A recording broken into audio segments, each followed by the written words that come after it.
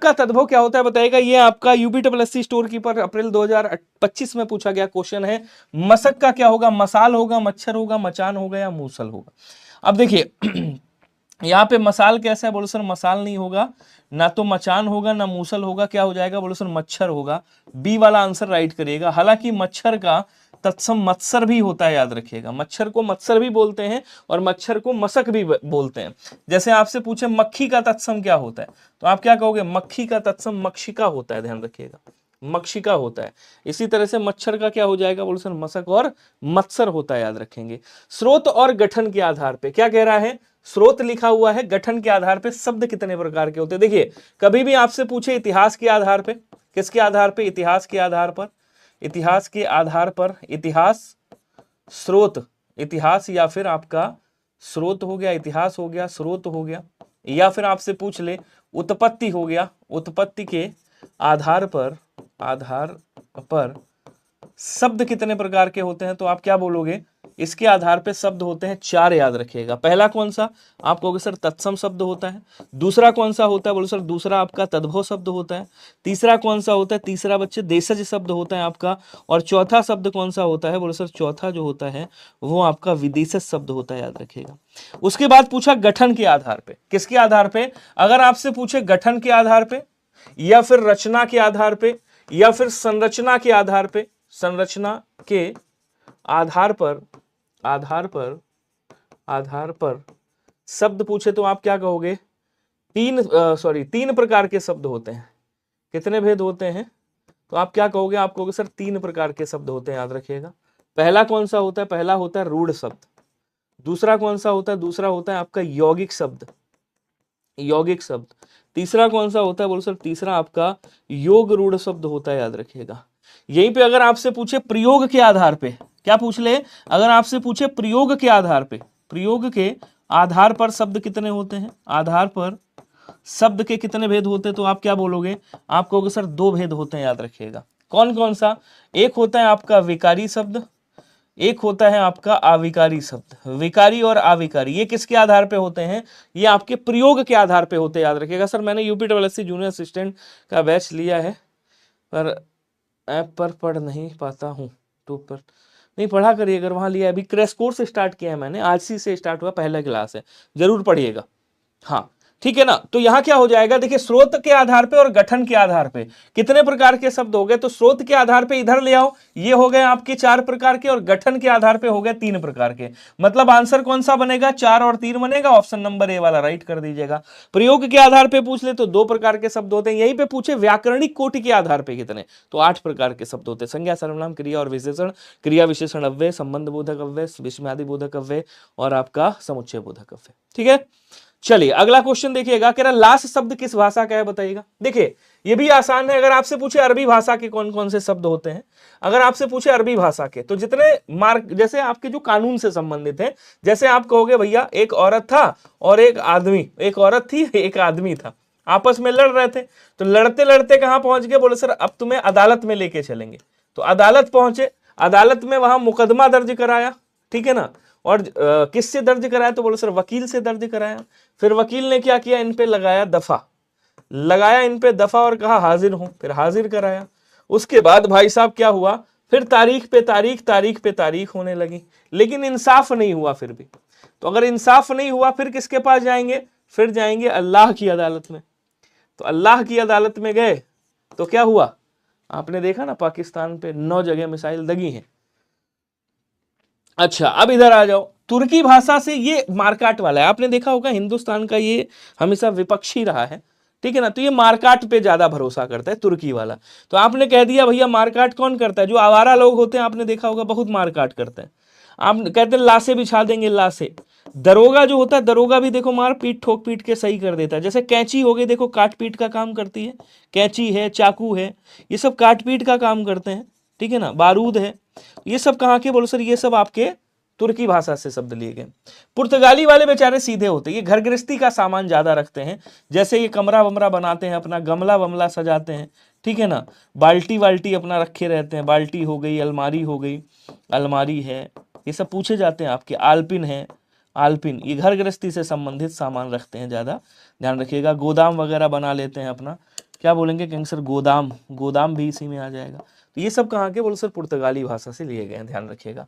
तो ये लास्ट कहाँ का है, बोलो सर लास्ट जो है वो तुर्की भाषा का है। बी वाला आंसर आपका क्या हो जाएगा, राइट हो जाएगा। बस एक काम करिएगा, मुझे ना तो आपका लाइक चाहिए ना शेयर चाहिए, मन करे कर देना, मन करे मत करना, लेकिन ये मैंने क्लास आपके लिए स्टार्ट करी है रात को 9 बजे, तो आंसर करते रहना, मुझे आपके केवल आंसर चाहिए। अगर यहाँ पे 28 लोग, 30 लोग, 50 लोग, जितने लोग भी देख रहे हो, मैं सबसे एक रिक्वेस्ट करूंगा कि आप लाइक शेयर मत करो, लेकिन आप आंसर अपने लिए जरूर करते रहो।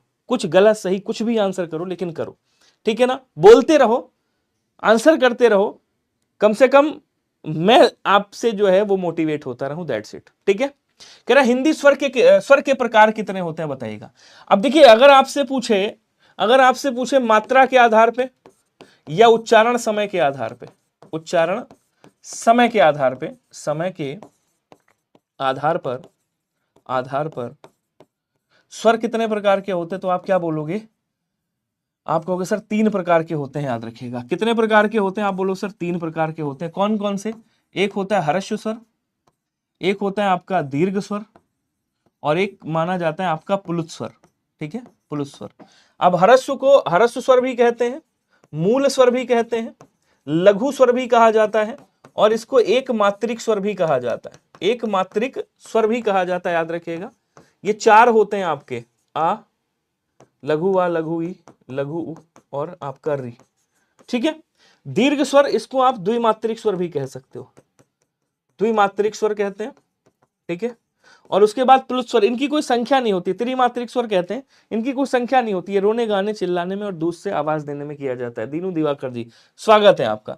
तो आप क्या कहोगे सर 3 प्रकार के होते हैं, डी वाला आंसर सभी लोग याद रखिएगा। एक बार सभी लोग कमेंट करेंगे क्या क्लियर हो रहा है, समझ में आ रहा है या नहीं समझ में आ रहा है, प्लीज एक बार मुझे बताइएगा, फिर हम आगे बढ़ते हैं, ठीक है। Very good. अगला क्वेश्चन क्या कह रहा है, उपसर्ग के अनुसार, कह रहा है उपसर्ग के अनुसार असंगत उपसर्ग असंगत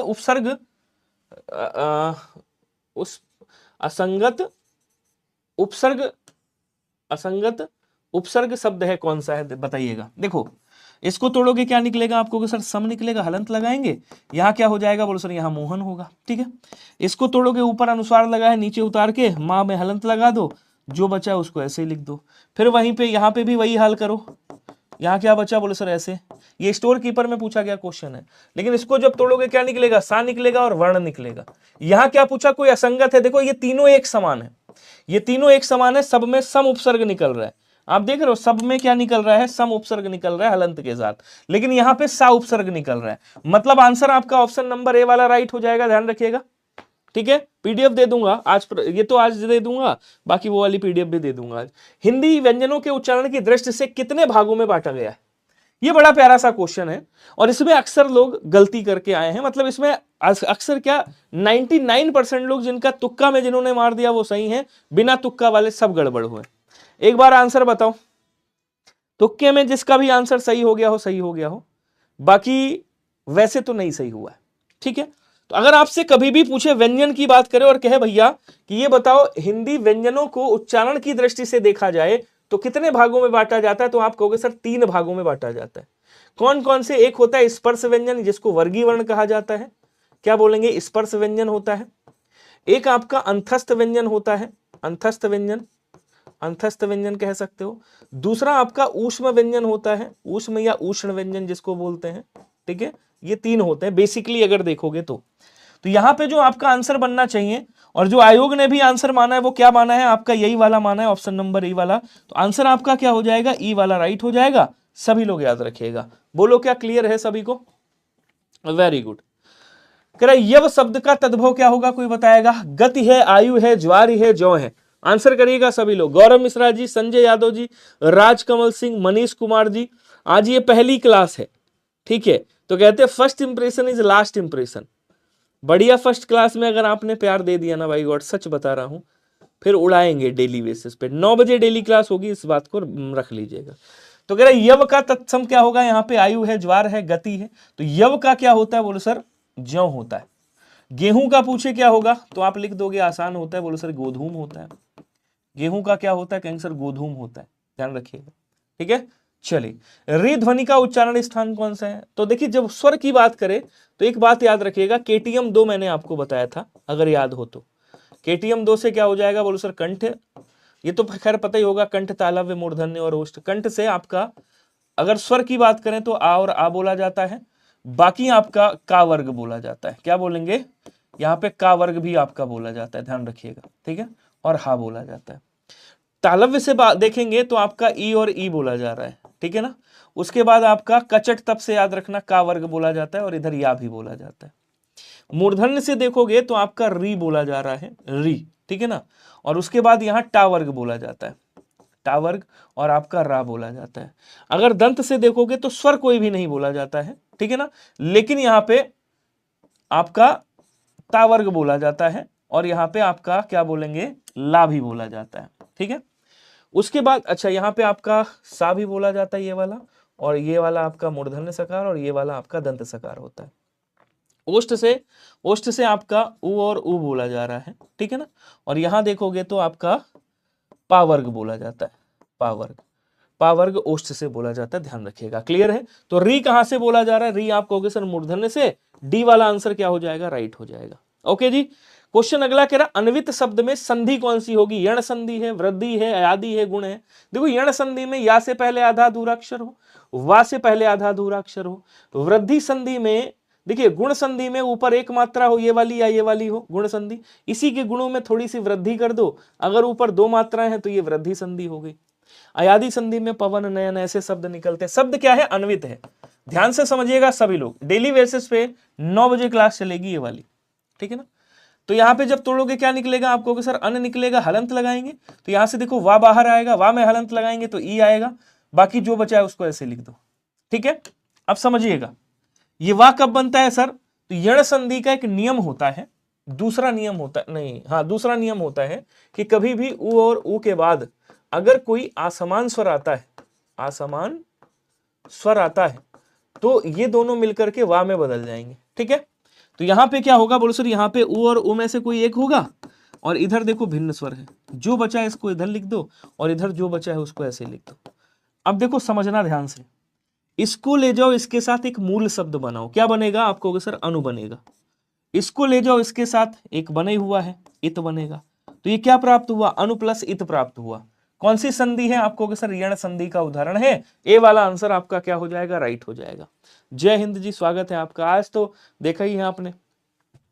विभु शब्द का पर्यायवाची इसमें से कौन सा होगा? बताइएगा। चंद्रमा है, अब्र है, आत्मा है, चांदनी है। विभु का पर्यायवाची पूछ रहा है। देखो, चंद्रमा का क्या होता है? बोलो सर, चंद्रमा का चंद्र होता है भाई, ससी बोला जाता है, ध्यान रखिएगा। इसको ससधर कहा जाता है, ससधर याद रखेंगे। इसको मृगांक कहा जाता है, चंद्रमा को क्या बोलेंगे? मृगांक बोलेंगे। मृगधर भी आप कह सकते हो चंद्रमा को, ठीक है। मयंक भी बोल सकते हो, मयंक, ठीक है ना, मयंक बोला जाता है। हिमकर कहा जाता है, इसको हिमकर बोलेंगे। निशाकर बोलेंगे, निशाकर। राकापति कहा जाता है, राकापति याद रखिएगा, ठीक है। ये सब किसके हैं? चंद्रमा के पर्यायवाची हैं। अब्र का मतलब क्या होता है? बोलो सर अब्र किसका है? तो अब्र जो है वो बादल का पर्यायवाची होता है, ध्यान रखिएगा, जिसको बलाहक कहा जाता है, बलाहक। बादल को आप जीमूत भी कहते हो, मेघ भी कहते हो, ठीक है ना। बाकी बड़ी प्यारी सी ट्रिक है, 1 मिनट का समय दीजिएगा।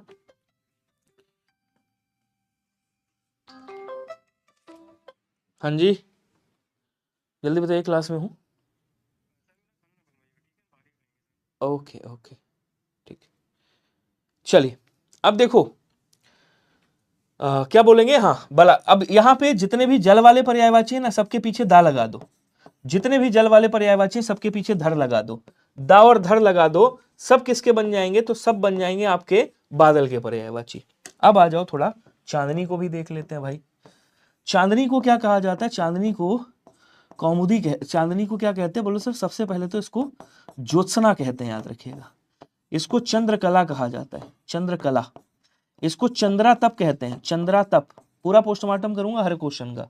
इसको कौमुदी भी कहा जाता है, ध्यान रखिएगा, कौमुदी भी बोला जाता है, चंद्रा तप बोलेंगे, चंद्रकला बोलेंगे, चंद्रप्रभा भी कहा जाता है, चंद्रप्रभा, ठीक है।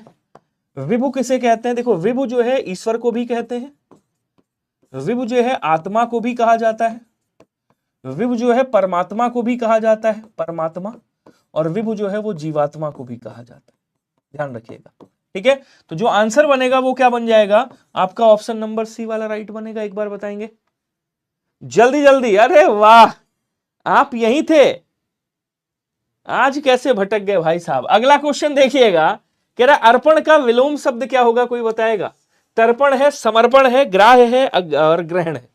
अर्पण का विलोम क्या होगा, जल्दी जल्दी कमेंट करो भाई, जल्दी जल्दी कमेंट करो। ठीक है, एकदम उड़ाना है क्लास को। कहते हैं अभी नापी है थोड़ी सी जमी, अभी तो पूरा आसमान बाकी। बहुत बढ़िया, चलिए छापते रहिए सभी लोग जल्दी जल्दी।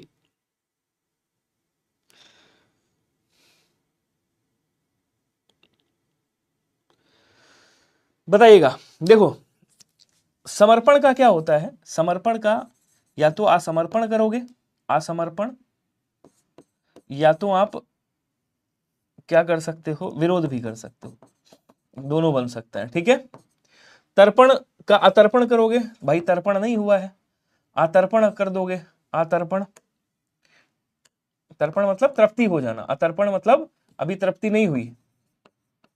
ठीक है, ग्राह्य का क्या होता है, ग्राह्य का त्याज्य होता है, त्याज्य मतलब त्यागने होगे। और अर्पण का क्या हो जाएगा, अर्पण का ग्रहण होगा। डी वाला आंसर आप आसानी से कर सकते हो। क्वेश्चन कह रहा कंफर्म शब्द का सही अर्थ विकल्प क्या होगा, इसमें बताइएगा।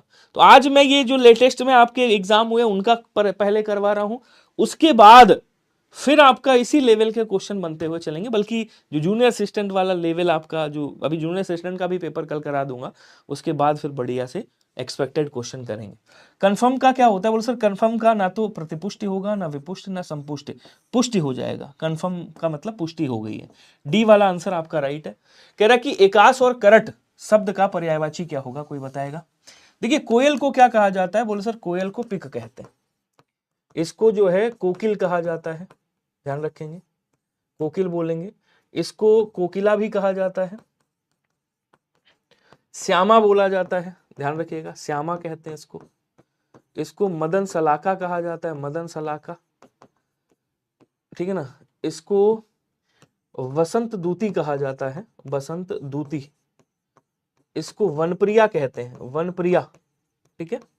अच्छा, उसके बाद कबूतर, कबूतर को क्या बोलेंगे, कहेंगे सर कबूतर को कपोत कहते हैं। इसको धूम्रलोचन कहा जाता है, धूम्रलोचन, ध्यान रखिएगा, धूम्रलोचन कहते हैं।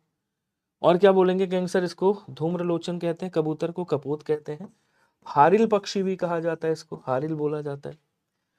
उसके बाद कौवा कहा जाओ, कौवा को बोलेंगे सर काक कहा जाता है, कागा कहा जाता है। इसको काका कहा जाता है। पिसुन कहा जाता है, याद रखिएगा, पिसुन बोलते हैं। इसको एकाक्ष कहा जाता है, इसको कारठ कहा जाता है, और इसी को एकास और करट भी कहते हैं। तो डी वाला आंसर आपका क्या होगा, यहाँ पे राइट हो जाएगा, ध्यान रखिएगा। ठीक है जी, कोई दिक्कत। चलिए निशा जी आंसर करिएगा, बातें ना करिए, सभी लोग आंसर करिए। राम कुमार राजपूत जी, निशा जी, राजकमल भाई साहब कुशवाहा जी, सुषमा गावड़े और अरुण कुमार, वायरल अक्की भाई साहब हैं। चलिए जल्दी जल्दी आंसर करिएगा, बड़ा ही प्यारा क्वेश्चन है, इसमें भी अक्सर लोग गलत करके आए। कृत प्रत्यय व तद्धित प्रत्यय के भेद कितने होते हैं, आप जरा बताइएगा, जल्दी जल्दी कमेंट करेंगे सभी लोग। कृत प्रत्यय व तद्धित प्रत्यय के भेद,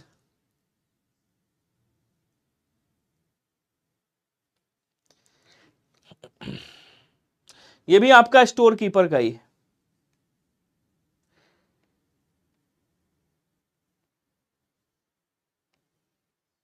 बताएंगे। अब देखो, अगर आप बात करोगे तद्धित प्रत्यय की, तो तद्धित प्रत्यय तो 8 भेद होते हैं इसके। कितने भेद होते हैं, बोले सर 8 भेद होते हैं, याद रखिएगा। तद्धित प्रत्यय के कितने भेद होते हैं, बोले सर जो तद्धित प्रत्यय है आपका, उसके 8 भेद होते हैं, इस बात को याद रखिएगा। कहेंगे बात सही है। अगर आपको मान लो, अगर आपसे कहे नाम कौन कौन सा है, तो आप क्या बताओगे। देखिए अगर नाम पूछ ले तो आप बता दीजिएगा कि एक तो होता है कृतवाचक कृत प्रत्यय, ठीक है। एक कौन सा होता है, बोलो सर कृतवाचक कृत्य प्रत्यय, भाववाचक, ऊनवाचक। और क्या बोलते हैं, ऊनवाचक के बाद आ जाओ, आप कहोगे सर संबंधवाचक, अपत्यवाचक, गुणवाचक, स्थानवाचक, अव्ययवाचक। लेकिन यहां पे थोड़ा सा अपवाद रहता है कृत प्रत्यय में। देखिए कृत प्रत्यय में जब आते हो तो बहुत जगह 5 भेद लिखे हैं, लेकिन इस बार जो यूपीएससी आयोग है, छत से कूदोगे भाई साहब तो गड़बड़ हो जाएगी, छत से कूद के प्रणाम मत करिएगा। कृत प्रत्यय 5 प्रकार के भी होते हैं, लेकिन कृत प्रत्यय इस बार जो है, जो आयोग है, उसने इसको आंसर नहीं माना, कहा गलत है भैया, नहीं मानेंगे हम आंसर किसको मानेंगे, इसको मानेंगे। हमने कहा भाई मान लो, क्या ये बात सही है? हमने कहा बात तो सही, जब हमने भी किताबें उठा करके देखी, ऑथेंटिक बुक जब उठा करके देखी, तो हमने भी कहा यार बात तो सही है भाई, नहीं मान रहा है, उसका कुछ रीजन है। रीजन क्या है? जब आप नालंदा हरदेव बारी या पृथ्वीनाथ पांडे उठाओगे तो आप देखोगे कृत प्रत्यय वहां पे 2 भेद दिए गए। अब 2 भेद कौन से हैं? तो एक को कहा गया है विकारी कृत प्रत्यय, और एक को क्या कहा गया है, एक को अविकारी कृत प्रत्यय कहा गया है। इसका मतलब सर अगर 2 और 8 होता तो बात सही हो जाती, मैं कहा बिल्कुल सही हो जाती।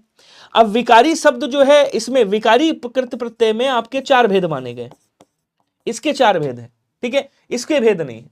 तो यहां पे जो आंसर बनेगा वो ई वाला बनेगा, और आयोग ने भी यही वाला आंसर माना है, ध्यान रखिएगा, ठीक है। अगला क्वेश्चन देखिएगा, देखो किसी को प्रपोज रपोज ना करो, यहां पे सब अच्छी एज वाले लड़के हैं भाई, जूनियर असिस्टेंट का पेपर दे रहे हो, पीटी क्रॉस करके आए हो, यहाँ प्रपोज रपोज करोगे कैसे काम चलेगा? अभी देखो इंडिया ने पाकिस्तान को प्रपोज किया है, आप देखो क्या हाल हो गया। अब आप यहाँ पे प्रपोज करोगे फिर क्या हाल होगा?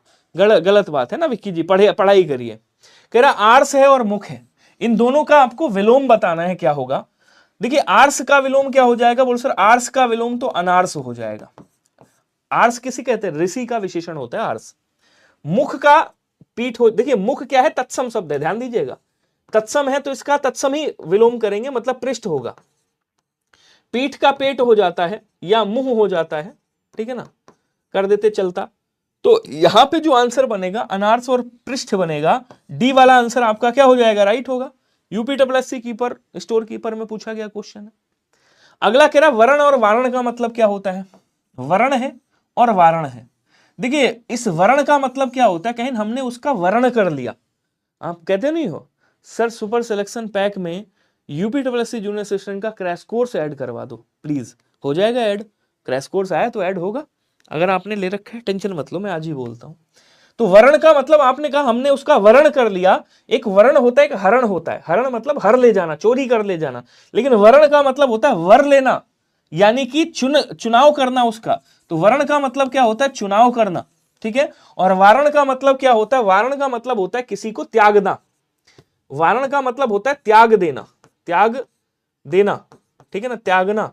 या फिर आप कह सकते हो किसी पे न्यौछावर कर दिया। क्या कर दिया? न्यौछावर कह सकते हो, या फिर आप कह सकते हो कि उत्सर्ग कर दिया। तो आंसर क्या बनेगा? चुनाव और न्यौछावर बन जाएगा। बी वाला आंसर आप राइट करोगे। क्या सभी का भी आया है? पास प्रो लेना है तो दिवाकर जी विनय पास डाल दीजिएगा। अगर ये सब बातें हम बाद में करें तो कितना अच्छा रहेगा, पूरा क्लास भी हो जाएगी अच्छे से, और बाद में मैं आपको बता भी दूंगा कैसे पास प्रो और कैसे कोर्स लोगे, टेंशन मत लो, बता दूंगा, ठीक है। अभी पढ़ाई पे ध्यान दे लो, एक एक क्वेश्चन चुनिंदा है, पढ़ लो यूपीएससी अभी लेटेस्ट क्वेश्चन है, तो आपको एक आइडिया लग जाएगा यार कैसे पूछा जाता है। कमता प्रसाद इन सब के कथन वाले बिल्कुल लाऊंगा, वो जो कथन निष्कर्ष वाले हैं वो भी क्वेश्चन लाऊंगा, परेशान मत हो, ठीक है ना। तो कह रहा घर शब्द कैसा है बताइएगा। देखो अभी आपने क्या पढ़ा था? अभी आपने पढ़ा था गठन, रचना या संरचना, या भेद वाले जरूर याद रखना। संरचना के आधार पर शब्द कितने प्रकार के होते हैं? आप बोलो सर 3 होते हैं। रूढ़ होते हैं, यौगिक होते हैं, योग रूढ़ होते हैं, तद्भव नहीं होता। रूढ़ शब्द क्या होता है? जिसको तोड़ने पे कोई अर्थ ना निकले। जैसे ये नाक शब्द है, इसको तोड़ो, यहां से तोड़ोगे ना प्लस का, कोई अर्थ निकला? नहीं निकला। मान लो यहाँ पे घर है, इसको जरा तोड़ो, घा प्लस रा, कोई अर्थ निकला? नहीं निकला। इसका मतलब ये कैसा शब्द है? आंसर करो ना। यौगिक शब्द में क्या होता है? जैसे आपने कहा विद्यालय, ठीक है, अब इसको तोड़ो, विद्या प्लस आलय, अर्थात 2 या 2 से अधिक रूढ़ शब्दों से जो मिलकर के बने होते हैं उन्हें यौगिक कहा जाता है। दोनों को तोड़ने पे अर्थ निकलता है। योगरूढ़ में तोड़ने पे अर्थ तो निकलता है, लेकिन भाई लंबा मतलब लंबा, उदर मतलब पेट, लेकिन जैसे ही आप उसको जोड़ते हो ना तो एक तीसरा अर्थ प्रधान हो जाता है। जैसे ही कहा आपने लंबोदर, किसका हो गया? आपको ये तो गणेश जी का नाम है। तो जब तीसरा अर्थ प्रधान हो जाए, जहां पे बहुव्रीहि समास हो, वहां योगरूढ़ शब्द होता है। तो जो आंसर बनेगा वो क्या बनेगा? ऑप्शन नंबर ए वाला राइट बन जाएगा, ध्यान रखिएगा। क्लियर है सभी को? अगला, अरे भाई निशा जी हाथ जोड़ लें आपके, कर लो पढ़ाई, नहीं करना है तो क्लास छोड़ दो। काहे कमेंट में एकदम भाई बकवास फैलाए हो? कौन कौन है ये जरा बताओ हमको। बिल्कुल भी ब्लॉक करने का मन नहीं है आज, ठीक है? आज बड़ा खुश हूं मैं। अनुड़ा शब्द का अनुरूप सही विकल्प क्या होगा बताइएगा? परित्यक्ता है, परित्यक्त महिला है, विधवा है, विवाहित महिला है, विवाहिता है, कौन सा है? देखिए परित्यक्त महिला जो होती है उसे परित्यक्ता कहा जाता है। परित्यक्ता, परित्यक्यता, परित्यक्यता कहा जाता है, ठीक है? जिसके भाई पुरुष ने उसको छोड़ दिया हो, जिसके पति ने। विधवा आप जानते हो, विवाहित महिला और अविवाहित। तो अनूढ़ा का मतलब क्या होता है? अनूढ़ा का मतलब होता है अविवाहित महिला जिसका विवाह ना हुआ। ऊढ़ा का मतलब होता है विवाहित महिला। तो आंसर आपका ऑप्शन नंबर डी वाला यहां पे क्या होगा? राइट होगा, ठीक है भाई? पढ़ाई कर लो विक्की, आप भी, और निशा आप भी। स्थिति है और स्थिति है, ये स्थिति है और स्थिति, इन दोनों का मतलब क्या हो? देखो ऐसे क्वेश्चन आएंगे ना तो सारी ये जो कर रहे हो ना आप लोग, एग्जाम में बाहर हो जाएगी। इसीलिए कह रहा हूं पढ़ाई कर लो, फिर बता रहा हूं, समझा रहा हूं, समझ जाओ, ठीक है? इस स्थिति का मतलब क्या होता है? इस स्थिति का मतलब होता है काला। कृष्ण भी कह सकते हो, श्याम भी कह सकते हो, ठीक है? और इस स्थिति का मतलब क्या होता है? श्वेत होता है, श्वेत होता है। सफेद भी कह सकते हो आप, उज्जवल भी कह सकते हो आप, उज्जवल भी बोल सकते हो। तो जो आंसर बनेगा, सित का मतलब श्याम और सित का मतलब सफेद, ए वाला आंसर आपका राइट हो जाएगा। क्लियर? अगला दे दूंगा, आज ही दे दूंगा मिश्रा जी। काली परछाई से नन्हा बालक डर गया। काली परछाई से नन्हा बालक डर गया। देखो यहां पूछ रहा है कौन सा वाला कारक होगा। अपादान में क्या होता है? से विभक्ति होती है। देखिए अपादान में से विभक्ति होती है अलगाव की स्थिति में। संप्रदान में आपकी जो विभक्ति होती है वो होती है के लिए, जिसके लिए क्रिया की जाए, या फिर जिसको देने के अर्थ में क्रिया है तो को विभक्ति। कर्म कारक की विभक्ति को होती है, और करण कारक की विभक्ति से होती है या के द्वारा होती है, साधन या माध्यम के रूप में। अब देखिए अपादान में से विभक्ति एक तो अलगाव में आती है, अलगाव में आती है, या फिर निकलने के अर्थ में आती है, या फिर आपका क्या बोलते हैं शर्माने के अर्थ में आती है, शर्माने या लजाने के अर्थ में, शर्माने या लजाने के अर्थ में प्रयोग होती है से विभक्ति। अगर डरने के अर्थ में आए से विभक्ति तब भी आपका क्या होता है? बोलसर अपादान होगा। अगर सीखने के अर्थ में के विभक्ति आ जाए, सीखने के अर्थ में, तब भी क्या होगा? तब भी आपका अपादान कारक होगा। तो कह रहा काली परछाई से नन्हा बालक डर रहा है, तो काली परछाई से डर रहा है, डरने के अर्थ में क्रिया आ रही है, मतलब यहां कौन सा होगा? यहां अपादान कारक होगा। अगर कहता नदियां हिमालय से निकलती हैं तब भी अपादान कारक होता। अगर कहता भैया आप अध्यापक से हिंदी सीखते तब भी अपादान कारक। हाँ कल से ही लाऊंगा प्रखर। अगला क्वेश्चन, अगला क्वेश्चन क्या कह रहा है? अच्छा यहां से पेपर दूसरा आ गया आपका, यहां से पेपर आ गया दूसरा। ये जो पेपर है ये आपका अभी जो हाल ही में पेपर हुआ था अप्रैल में, 13 अप्रैल को, ये आपका जो मंडी वाला हुआ था, मंडी सचिव ग्रेड 3 वाला, ये वो क्वेश्चन है, ठीक है? चलिए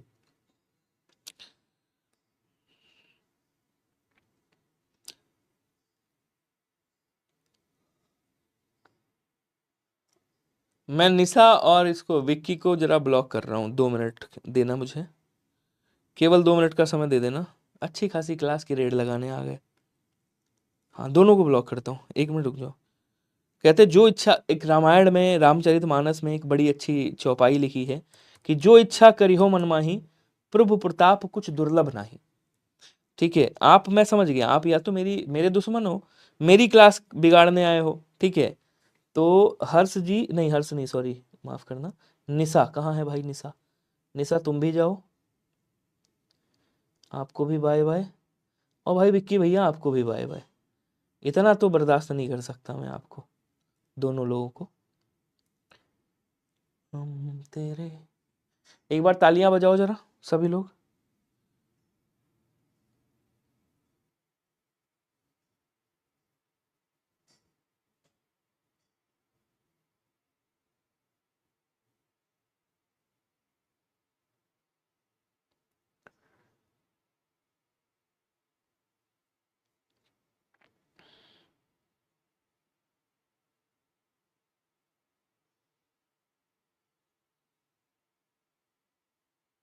चलो विक्की भैया, बाय बाय।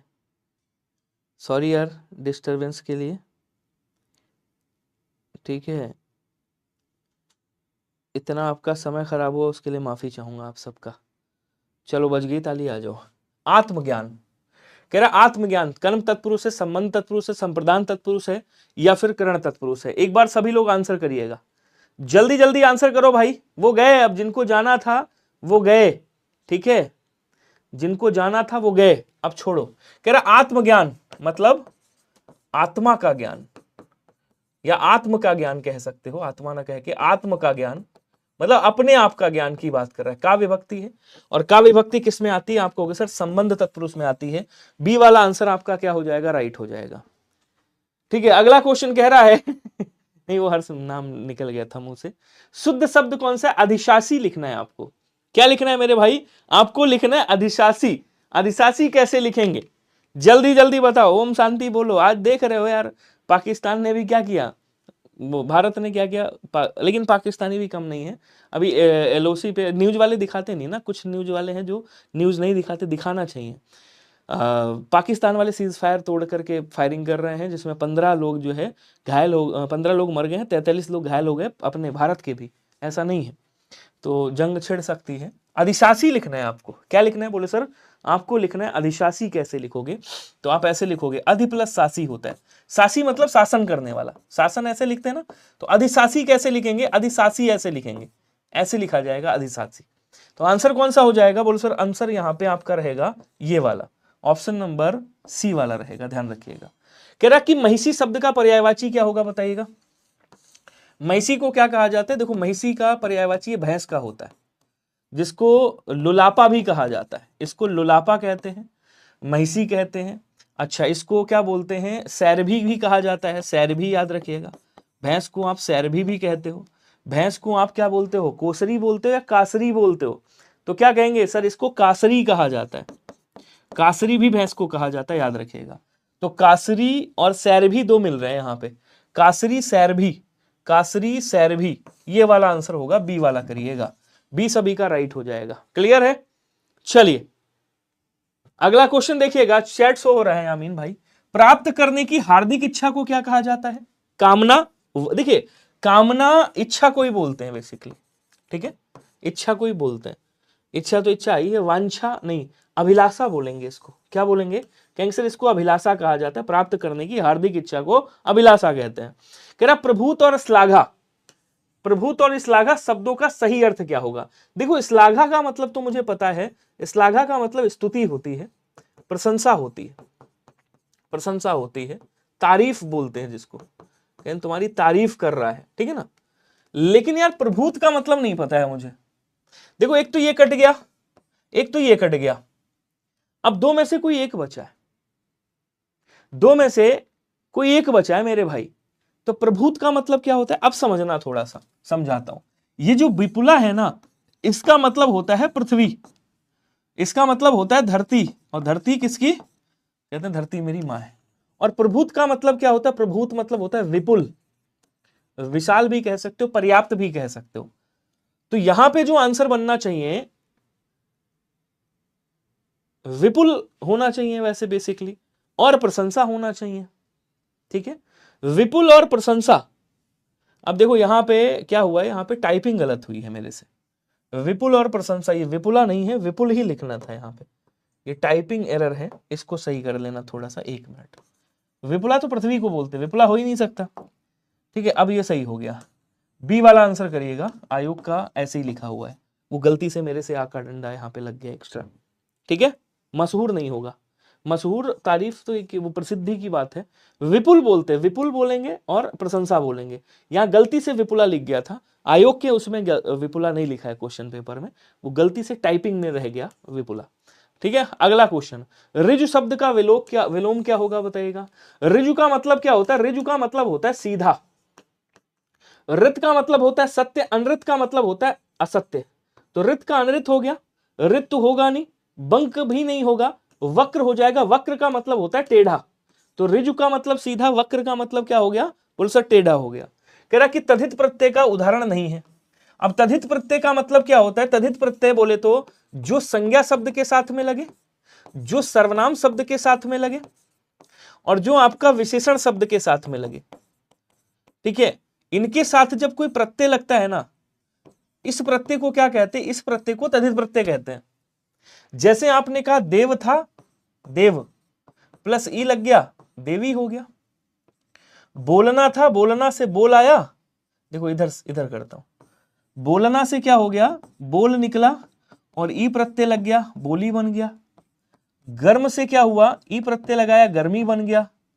और तेल से क्या हुआ? ई प्रत्यय लगाया तो भैया तेली बन गया।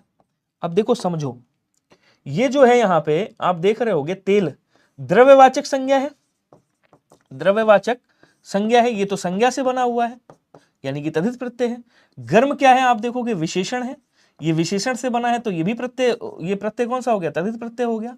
देव क्या है? ये जातिवाचक संज्ञा है तो ये भी क्या हो गया? बोलो सर ये भी आपका तद्धित हो गया। लेकिन बोलना क्या है? बोल धातु है और बोलना क्रिया है, तो बोल में यार ये कृत प्रत्यय होगा। ये कौन सा प्रत्यय है? तो आप कहोगे ये जो प्रत्यय लगा है ये आपका कृत प्रत्यय है, जो क्रिया के साथ में लगा है। तो आंसर आपका क्या बनेगा? आंसर आपका बी वाला राइट बन जाएगा, ध्यान रखिएगा। क्लियर है? हर एक क्वेश्चन का पोस्टमार्टम करूंगा, परेशान मत होना बस। धुरंधर शब्द में शब्द का संधि विच्छेद क्या होगा? कोई बताएगा? धुरंधर का संधि विच्छेद क्या होगा? कोई बताएगा? और बड़ा ही प्यारा सा क्वेश्चन है, और मैं बता दूं व्यंजन संधि का उदाहरण है ये, व्यंजन संधि का उदाहरण है, व्यंजन संधि।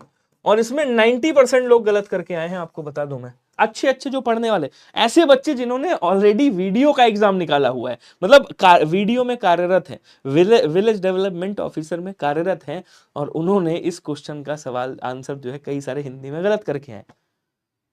क्यों? क्योंकि इसका पूछने का तरीका अलग था। ठीक है, एकदम नए क्वेश्चन मिल रहे होंगे आपको। इसको तोड़ोगे क्या निकलेगा? धुरम प्लस धर निकलेगा। ऐसे भी कर सकते हो आप। क्या हम इसको धुरंधर ऐसे नहीं लिख सकते? आपने देखा होगा धुरंधर ऐसे लिखा जाता है, मतलब आप अनुस्वार है इसको उतार के मां लिख दो और बस बन गया आपका व्यंजन संधि है, धुरम प्लस धर हो जाएगा। तो कहां पे लिखा हुआ है? आपको सर ये लिखा हुआ है, आंसर आपका डी वाला राइट हो जाएगा। क्लियर है सभी को? Very good. अगला कह रहा अर्धमागधी अपभ्रंश से उत्पन्न हिंदी भाषा कौन सी है? बताइएगा। देख केवल पश्चिमी हिंदी, पूर्वी पश्चिमी हिंदी, पश्चिमी हिंदी।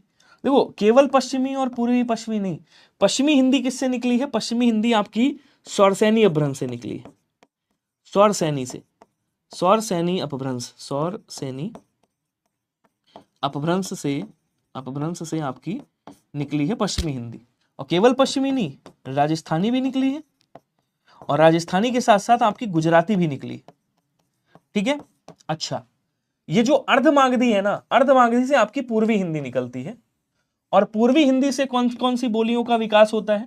तो पूर्वी हिंदी से आपकी अवधी निकलती है, अवधी, आपकी बघेली निकलती है, याद रखिएगा बघेली। और उसके बाद आपकी छत्तीसगढ़ी आती, छत्तीसगढ़ी आती है, इसको भी आपको याद रखना है। क्लियर है सभी को? कोई दिक्कत, कोई डाउट, कोई प्रॉब्लम, कोई परेशानी हो तो बताइएगा। क्वेश्चन अगला कह रहा अर्थ के आधार पर विधानार्थक। देखिए जब विधानार्थक पहचानते हो ना आप वाक्य को, तो दो बातें आपको याद रखनी है। पहली बात तो ये याद रखनी है कि क्रिया का होना पाया जाए, क्रिया का होना पाया जाए, ये तो परिभाषा हो गई। दूसरी बात आपको कहीं जानकारी मिल रही हो, ये ट्रिक है आपकी, कि किसी बात की जानकारी मिल रही हो, वहां क्या होगा? बोलो सर वहां विधानार्थक होगा। तो राहुल खेलेगा, राहुल तुम खेलो, राहुल खेलता है, राहुल गाएगा या नहीं, उपयुक्त में से कोई नहीं। आप लोग आंसर बताओ, फिर मैं इसका पोस्टमार्टम करता हूं। चलिए आंसर बताइएगा सभी लोग। मैंने दो बातें बताई आपको, मैंने कहा क्रिया का होना पाया जाएगा या जानकारी दी जाएगी। तो राहुल खेलेगा, ये क्वेश्चन पूछ रहा है एक तरीके से आपसे, राहुल खेलेगा तो क्वेश्चन मार्क लग सकता है यहां पे, तो इसका निश्चित नहीं किया जा सकता क्या है। ठीक है ना, इसको हटा दो। कह रहा राहुल तुम खेलो, ये आज्ञार्थक हो गया, आज्ञा दी जा रही है, तो इसको आप क्या कहोगे? इसको आज्ञार्थक कहोगे। ठीक है ना, राहुल खेलता है, ये देखो जानकारी दी जा रही है, ये क्या हो जाएगा? ये अर्थ के आधार पे आपका विधानार्थक या विधानवाचक होगा। राहुल गाएगा या नहीं, तो या नहीं इसके बारे में नहीं पता। क्लियर? क्वेश्चन अगला, दाल में कुछ काला है, वाक्य में कुछ शब्द का सर्वनाम क्या होगा? अब देखो निश्चयवाचक की जब आप बात करोगे तो ऐसे आ जाएगा वाह, उसके लिए लगता है प्राणीवाची, उसके लिए वस्तुओं के लिए लगता है, मतलब अप्राणीवाची के लिए वो आ जाएगा, वे आ जाएगा, ठीक है ना। पुरुष के लिए भी, हालांकि स्त्री प्राणीवाची के लिए भी लग जाता है। निश्चयवाचक के लिए यह, वह, वो, यह आ जाएगा, ऐसे शब्द आएंगे। संबंधवाचक में ऐसे, जो करोगे सो भरोगे, ऐसे शब्द। जैसा वैसा, जितना उतना, जैसा वैसा, जितना उतना, जब तब, यहां वहां, ऐसे शब्द मिलेंगे आपको। ठीक है, मतलब जो संयोजक वाले शब्द होते हैं। अनिश्चयवाचक में आपको 4 शब्द याद रखना है। कोई, किसी, कुछ, किन्हीं। जहां भी आपको ये 4 शब्द मिल जाएं, ये आपके अनिश्चयवाचक होते हैं, ध्यान रखिएगा। सी इज राइट आंसर। निजवाचक में जब कोई करता कोई भी काम अपने द्वारा करता हो, जैसे अपने आप, या फिर केवल आप भी आ सकता है अपने आप में भाव में, जैसे आप भला तो जग भला, निजवाचक। अपने आप, स्वयं, स्वतः, खुद, ऐसे शब्द जहां भी मिले, इसका मतलब जब कोई करता कोई भी काम अपने द्वारा करता है, स्वयं के द्वारा करता है, तो वहां क्या होता है, निजवाचक सर्वनाम होता है, ध्यान रखिएगा। कह रहा किन्हीं हिंदी की विकसित ध्वनियों, अब देखो बड़ा प्यारा सा क्वेश्चन है, हिंदी की विकसित ध्वनियों सहित व्यंजन की संख्या कितनी होती है? आ जाओ समझाता हूं। देखो व्यंजन की संख्या वैसे कितनी है, तो आप कहोगे सर व्यंजन की संख्या जो है वो 33 मानी जाती है। कह रहा विकसित ध्वनियों सहित, पूरा इसको ले लो, कह रहा विकसित ध्वनियों सहित की बात कर रहा है। इसका मतलब जो विकसित ध्वनि है, यानी कि जो विकसित व्यंजन है, विकसित व्यंजन, विकसित, जिसको हम उत्क्षिप्त व्यंजन भी बोलते हैं, इनकी संख्या कितनी है? 2 है भैया। कितनी है? 2 है। ड़ा और अढ़ा, इसको विकसित, अतिरिक्त, द्विगुण, उत्क्षिप्त, कई सारे नामों से जाना जाता है। तो दोनों को मिलाओगे क्या हो जाएगा? 3 2 5 और 3 35 हो गए। आंसर आपका क्या हो गया? ये वाला राइट हो गया। लेकिन अभी यही नहीं, अभी और सुनिए। अब यहीं पे आपसे पूछ सकता है भैया स्वर कितने, तो आप कहोगे सर स्वर 11 होते हैं। व्यंजन आपने कितने जाने? आप कहोगे सर व्यंजन होते हैं 33। दोनों को मिलाया कितने हो गए? आप कहोगे सर 44। इनको क्या कहा जाता है? इनको मूल या साधारण वर्ण कहा जाता है। तो अगली बार अगर आपसे पूछ ले कि मूल या साधारण वर्ण कितने होते हैं, तो आप क्या कहोगे? 44 होते हैं। समझ गए? कुल वर्ण कितने होते हैं? आप कहोगे सर 52 होते हैं। ठीक है, अगला क्वेश्चन, पचरंगा चोली पहर सखी, वाक्य में पचरंगा शब्द जो है, शब्द का उपसर्ग पचरंगा, मतलब 5 पच लगा हुआ है, वैसे पच प्लस रंगा, तो पच मतलब क्या हो गया? 5 हो गया। और ये किसका है? तो हिंदी भाषा का है। इसका मतलब पचरंगा जो है वो कहां का होगा? आपका हिंदी वाला हो जाएगा। ए वाला आंसर करिएगा। क्या सभी का आंसर सही आ रहा है? एक बार आंसर करके बताओ प्लीज, सभी लोग जल्दी जल्दी। बहुत बढ़िया। अगला कह रहा राधा अपना खत मुझसे लिखवाती है। इस वाक्य में क्रिया का रूप कौन सा होगा? अकर्मक है, पूर्वकालिक है, संयुक्त है, प्रेरणार्थक क्रिया है। देखो अकर्मक क्रिया जब क्रिया के साथ कर्म ना लग पाए। ठीक है, यहां क्या कह रहा? राधा अपना खत मुझसे लिखवाती, जब कर्ता कोई जो है वो अपने आप काम ना करके किसी और से काम करवाता है, तो वहां क्या होता है? प्रेरणार्थक क्रिया होता है। लेकिन अभी यही नहीं, अभी और सुनिए। ये जो प्रेरणार्थक क्रिया है ना मेरे दोस्त, ये आपकी 2 प्रकार की होती है। प्रेरणार्थक क्रिया जो होती है, प्रेरणार्थक क्रिया, इसको ध्यान से समझिएगा, ये 2 प्रकार की होती है। एक होती है प्रथम प्रेरणार्थक और एक होती है आपकी द्वितीय प्रेरणार्थक। प्रथम प्रेरणार्थक जब कर्ता खुद काम करता है और द्वितीय प्रेरणार्थक जब कर्ता दूसरे से काम करवाता है। तो जैसे आपने कहा, मान लो जागना, तो जागना मूल क्रिया है, वो सॉरी जगना मूल क्रिया है। जगाना क्या हो गया? बोलो सर प्रथम प्रेरणार्थक। और जगवाना क्या हो गया? बोलो सर द्वितीय प्रेरणार्थक। ठीक है, जैसे लिखना मूल क्रिया है, लिखाना क्या हो गया? बोलो सर प्रथम प्रेरणार्थक। और लिखवाना क्या हो गया? बोलो सर द्वितीय प्रेरणार्थक। तो आना और वाना से याद रखना, गिरना, गिराना और गिरवाना, ऐसे करके। अब समझो मैं क्यों बता रहा हूं यहां पे, इसलिए बता रहा हूं क्योंकि क्वेश्चन कभी कभी पूछ लेता है कि जब कर्ता खुद शामिल होकर के काम कराता है तो प्रथम प्रेरणार्थक, और जब कर्ता दूसरे से काम करवाता है तो द्वितीय प्रेरणार्थक होता है। अब इधर आ जाओ, पूर्वकालिक क्रिया की बड़ी प्यारी सी ट्रिक है भाई। देखिए पूर्वकालिक क्रिया, कर्ता के द्वारा एक क्रिया समाप्त करके दूसरी क्रिया स्टार्ट की जाती है। तो पहली वाली क्रिया को पूर्वकालिक क्रिया कहा जाता है। क्रिया अर्थात धातु के साथ में या तो कर लगा होगा या करके लगा होगा। जहां भी कर या करके लगा हो, आंख बंद करके ठोक देना, पूर्वकालिक क्रिया होगा। जैसे मोहन नहाकर पढ़ेगा, तो पहले नहाएगा फिर पढ़ेगा। नहाकर क्या हो गई, पूर्वकालिक क्रिया। ये पहली क्रिया ये होती है, उसके बाद दूसरी क्रिया। संयुक्त क्रिया, इसके 11 भेद होते हैं मेरे भाई, इसको कभी फुर्सत से पढ़ेंगे हम लोग, टेंशन मत लेना, ठीक है। चलिए, निम्नलिखित विकल्पों में से घोष वर्णों का सही विकल्प नहीं है। ये भी अच्छा क्वेश्चन था, इसमें भी भाई लोग जो है गच्चा खा गए थे। और मतलब ये बड़ा प्यारा सा क्वेश्चन है, बस समझने वाला क्वेश्चन है। अब एग्जामिनर क्या कर रहा है, आपका क्वेश्चन ऐसे बना रहा है कि क्वेश्चन तो आसान लगेगा आपको, लेकिन जब आप उसको पढ़ोगे ना, आप कंफ्यूज होने के चांसेस ज्यादा रहेंगे। अब इसमें कई लोग कंफ्यूज होंगे, एक बार आंसर करिएगा सभी लोग, जल्दी जल्दी आंसर करेंगे प्लीज। रिक्वेस्ट है सभी से कि जितने लोग आंसर, देखो मैंने क्या कहा ना, मुझे लाइक चाहिए ना शेयर चाहिए, जिसको पढ़ना होगा अपने आप आ जाएगा, ठीक है। मुझे केवल आपका क्या चाहिए, कमेंट चाहिए, आंसर चाहिए, दैट्स इट, ठीक है। आंसर करो।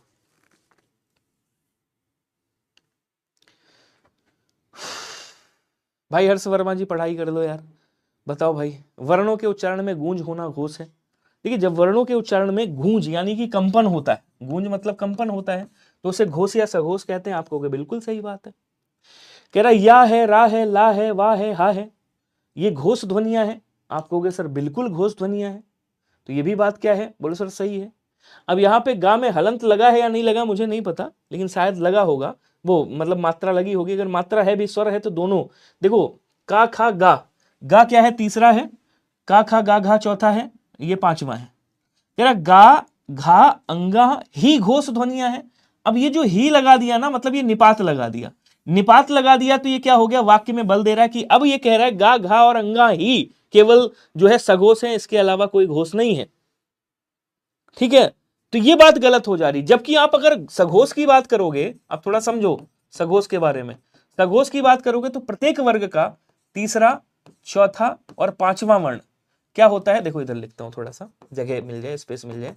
सघोष की बात करोगे तो प्रत्येक वर्ग का तीसरा, चौथा और पांचवा वर्ण क्या होता है, सघोष होता है, यानी कि पांतरिक का 15 ये हो गए। सभी स्वर, जितने भी स्वर हैं, सभी स्वर क्या होते हैं, सघोष होते हैं, यानी कि 11 ये हो गए। उसके बाद आओगे तो आप देखोगे या हो गया, रा हो गया, ला हो गया, वाह हो गया, और उसके बाद हा भी लगा दो, ये भी क्या हो गए, टोटल 5 हो गए, ये भी सघोष होते हैं, ठीक है। तो यहां पे जब आप इसको जोड़ोगे, 5 5 10 और 1 11, 2 1 3 31 ये हो गए। अगर आपने ड़ा और अढ़ा जोड़ दिया तो टोटल कितने हो गए, 2 ये और हो गए, मतलब टोटल 33 हो गए। तो अगर आपसे ये स्टेटमेंट कहे कि उत्क्षिप्त व्यंजन को जोड़कर कितने सघोष, तो 33। अगर वैसे पूछे कितने सघोष, तो 31, ध्यान रखिएगा। हालांकि आप कह रहे स्वर तंत्रियों में कंपन का होना घोष कहलाता है, बोले सर एकदम सही है। तो जो आंसर बनेगा वो ये बनेगा, ये निगेटिव में जा रहा है। क्यों निगेटिव जा रहा है, क्योंकि ये कह रहा है गा घा और गा घा अंगा ही घोष ध्वनियां हैं, ये निगेटिव जा रहा है, क्योंकि घोष ध्वनियां तो बहुत सारी है। तो आंसर क्या होगा, सी वाला होगा, ठीक है जी। अगला क्वेश्चन, ये नया क्वेश्चन है, अलग क्वेश्चन है, उसी के आधार पे। अब देखो 2 पेपर मैंने कराया आपको, एक स्टोर कीपर का कराया, एक ये आपका ग्रेड 3 वाला जो सचिव वाला हुआ था, मंडी परिषद वाला, वो आपको करा दिया। अब इधर आ जाओ, ये नए क्वेश्चन उसी पे आधारित क्वेश्चन है, जिस तरह से पूछे जा सकते हैं। कह रहा सूची 1 को सूची 2 के साथ मिलान करना और बताना है जिसके शिखर पर चंद्र हो, विष्णु का उपासक जो सर्वशक्तिमान है, शिव का उपासक कौन सा होगा, शैव सर्वशक्तिमान, चंद्रशेखर सैष्णव। तो जो सर्वशक्ति संपन्न है उसे सर्वशक्तिमान कहेंगे, आसानी से मिल गया यार। जिसके शिखर पर चंद्र है उसे चंद्रशेखर कहेंगे, आसान है। विष्णु का उपासक क्या कहलाता है, वैष्णव कहलाता है। शिव का उपासक शैव कहलाता है। इसका मतलब पहले का तीसरा कहां पे है, 2 में है, इसको काट दो। दूसरे का चौथा कहां पे, दूसरे का चौथा दोनों में। उसके बाद सी का दूसरा कहां पे, सी का दूसरा यहां पे, ए वाला आंसर आपका राइट होगा। क्या क्लियर है सभी को, एक बार बताओ, जल्दी से आंसर करो स्पीड में, आगे बढ़े। अगला कह रहा है कि अनित्यवादी के लिए वाक्यांश क्या होगा, जरा बताइएगा। जल्दी जल्दी आंसर करो स्पीड में, रात को डेली ये वाली क्लास चलेगी, पढ़ते रहो। अनित्यवादी के लिए वाक्यांश क्या होगा बताइएगा। वह सिद्धांत जो हर वस्तु को नश्वर मानता हो, जो सबके मन की बात जान ले, उसे क्या कहा जाता है, उसे मर्मज्ञ कहा जाता है। जिसे किसी बात का पता ना हो उसे अज्ञ कहा जाता है, ठीक है। जो बिना सोचे समझे अनुगमन कर ले उसे क्या कहा जाता है, जो बिना सोचे समझे अनुगमन करे। कहना अनित्यवादी के लिए वाक्यांश क्या होगा, वह सिद्धांत जो हर वस्तु को नश्वर मानता है उसे अनित्यवादी कहा जाता है, ध्यान रखिएगा, ठीक है। क्वेश्चन अगला कह रहा है कि सूची 1 को सूची 2 के साथ मिलाना है। इधर शब्द लिखा है, इधर उसका विलोम लिखा है। आंसर बताइएगा क्या होगा। कह रहा है उधर्व का विलोम क्या होगा बताना है, अवसान का विलोम, तिक्त का विलोम और सुधा का विलोम। तो सुधा किसको बोलते, बोले सर अमृत को, यानी कि गरल इसको विष को बोलते, तो इसका ये हो जाएगा। अवसान मतलब समाप्त होता है, आरंभ मतलब स्टार्ट हो गया, तिक्त मतलब तीखा, मधुर मतलब मीठा हो गया, और उधर मतलब ऊपर, अधा मतलब नीचे। पहले का दूसरा कहां पे, ये भी कट गया, ये भी कट गया। आंसर आपका ये वाला हो जाएगा क्योंकि ये भी कट गया। B is right answer. बोलो क्लियर है क्या? क्वेश्चन अगला क्या कह रहा है, सूची 1 को सूची 2 से मिलान करिए और बताइए। असुर है, आग है, अश्व है, अतिथि है, क्या मिलाना है भाई? नीचे दिए गए विकल्पों में से सही उत्तर का चयन कीजिए। ये शायद पर्यायवाची लग रहा है मुझे। आग का अनल होता है, असुर का दानव होता है, अश्व का घोड़ा होता है तुरंग, और अतिथि का पाहुन होता है। ज्यादा पोस्टमार्टम करना हो तो बता दो, मैं इसको खोल दूं पूरा। ए का दूसरे कहां पे है, ए का ये भी कट गया, ये भी कट गया, ये दोनों। बी का पहला दोनों में है। सी का चौथा यहाँ पे, बी वाला आंसर आपका राइट होगा। बोलो क्या क्लियर है सभी को, बताइएगा। क्लियर? अगला क्वेश्चन कह रहा है कि किस क्रमांक में शब्द श्रुतिसम भिन्नार्थक का सही अर्थभेद है। अब ये वाले जो क्वेश्चन मैं लाया हूं ना, ये क्वेश्चन आपके जूनियर असिस्टेंट में इसी तरह के क्वेश्चन पूछे गए थे। एक क्वेश्चन आया था इसी तरह का, और अभी आपको सित और वो वाला दिखाया था, वो भी अच्छे लेवल वाला क्वेश्चन था। चलिए जी आंसर करो सभी लोग। कह रहा है, देखिए समझिएगा, कह रहा केसर है और ये केसर है और ये केसर है। केसर का मतलब, और कह रहा है ये ग्रह है। अब कह रहा है कौन सा श्रुतिसम भिन्नार्थक का सही अर्थभेद है, ये पूछ रहा है। अच्छा आ जाओ पहले ऊपर से इसको देखते हैं। ग्रह का क्या होता है, जो सूर्य के चारों ओर चक्कर लगाता है, ग्रह हो गया। लेकिन गृह का मतलब घर होता है। देखो सीक्वेंस उल्टा है, इधर ये होना चाहिए था इधर, तो ये गलत हो गया आपका। चालाक का मतलब क्या होता है, चालाक का मतलब होता है बहुत चतुर, तो इसको ले आओगे इधर, चतुर होशियार। और चालक मतलब कोई चालक, मतलब साधन चलाने वाला, वाहन चलाने वाला। यार ये भी सीक्वेंस गड़बड़ है, गलत हो गया। ठीक है, कह रहा कूजन है और कुजन है, तो यहां पे आप, अच्छा केसर और केसर, देखो इस केसर का मतलब क्या होता है, इस केसर का मतलब होता है कुमकुम, केसर, और एक